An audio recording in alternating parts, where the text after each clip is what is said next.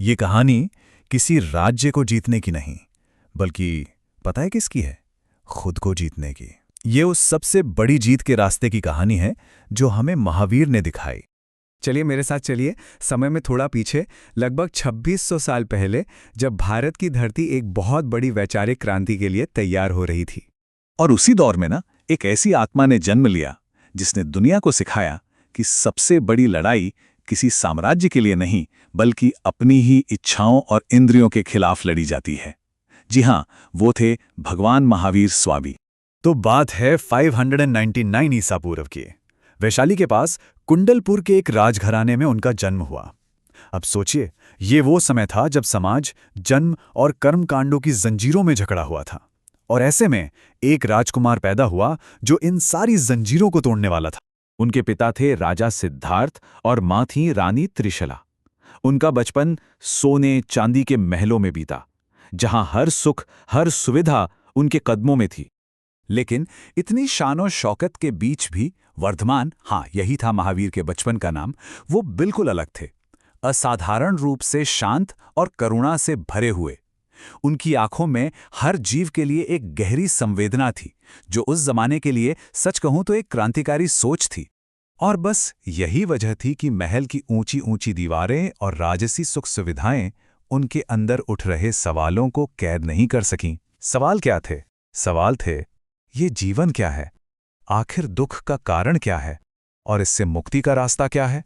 और फिर इन्हीं सवालों का जवाब ढूंढने के लिए सिर्फ 30 साल की उम्र में उन्होंने कुछ ऐसा किया जिसके बारे में कोई सोच भी नहीं सकता था। मतलब एक झटके में राजसी कपड़े उतार फेंके, सिंहासन को अलविदा कहा, परिवार का मोह छोड़ा और बस नंगे पैर निकल पड़े जंगल की ओर। सोचकर देखिए, एक राजकुमार जिसने कभी कांटों पर पैर नहीं रखा था, अब वो सत्य की खोज में एक तपस्वी बन चुका था। अगले 12 साल वो कोई आम साल नहीं थे, वो तो एक तरह की अग्नि परीक्षा थी। उन्होंने मौन रहकर, भूख प्यास और मौसम की हर मार को सहते हुए अपना पूरा ध्यान शरीर से हटाकर अपनी आत्मा पर केंद्रित किया। ये सिर्फ शरीर को तपाना नहीं था, ये अपने मैं को, अपने अहंकार को गलाने की एक लंबी प्रक्रिया थी। और फिर ठीक 12.5 साल की उस गहरी मौन साधना के बाद वो पल आया जब सारा अंधेरा एक साथ छट गया। उन्हें मिला केवल ज्ञान, मतलब वो परम सत्य जो हर शक, हर पर्दे के उस पार है। मानो ब्रह्मांड के सारे राज उनके सामने खुल गए हों। और बस उसी पल वे वर्धमान से महावीर बन गए और दुनिया ने उन्हें एक नया नाम दिया, जिन, जिसका मतलब होता है विजेता। पर ये वो विजेता नहीं थे जिसने किसी देश को जीता हो।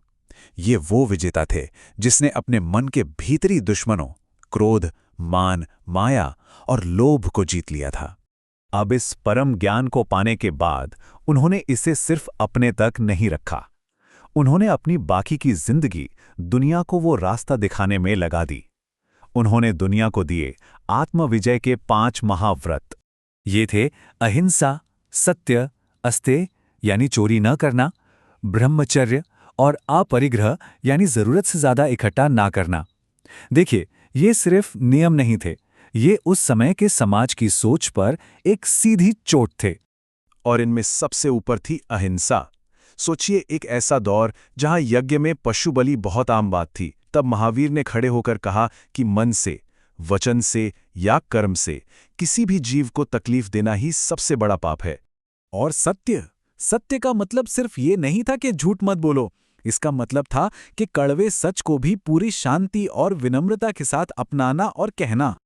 अगर उनकी पूरी शिक्षा का सार एक लाइन में समझना होना, तो वो है ये छोटा सा वाक्य जो आज भी हमें रास्ता दिखाता है, जियो और जीने दो। और इसके पीछे जो सोच थी वो तो क्रांतिकारी थी कि इस दुनिया में हर जीव, चाहे वो इंसान हो या एक छोटी सी चींटी, सब बराबर हैं। क्यों? क्योंकि हर एक के अंदर आत्मा है और हर आत्मा का सम्मान होना चाहिए। महावीर के इन विचारों ने वाकई भारतीय समाज की जड़ों को हिलाकर रख दिया और लाखों लोगों को जीने की एक नई राह दिखाई, जो आज हमें जैन धर्म के रूप में दिखती है। और आज की इस भाग दौड़ वाली, शोर शराबे वाली दुनिया में, जहां हम सब बाहरी चीजों के पीछे भाग रहे हैं, शायद महावीर का ये संदेश पहले से कहीं ज्यादा जरूरी हो गया है। वो हमसे आज भी वही सवाल कर रहे हैं कि भाई असली जीत है किसमें? क्या दूसरों को हराने में? दुनिया पर कब्जा करने में? और जवाब आज भी वही है। असली जीत बाहर नहीं है, वो तो अपने अंदर है। अपने गुस्से पर जीत, अपने लालच पर जीत, अपने अहंकार पर जीत। उनकी शिक्षा हमें एक बहुत बड़ी बात याद दिलाती है कि दुनिया को बदलने की शुरुआत खुद को बदलने से होती है। क्योंकि जैसा उन्होंने कहा था और जो आज भी एक परम सत्य है, अहिंसा ही सबसे बड़ा धर्म है।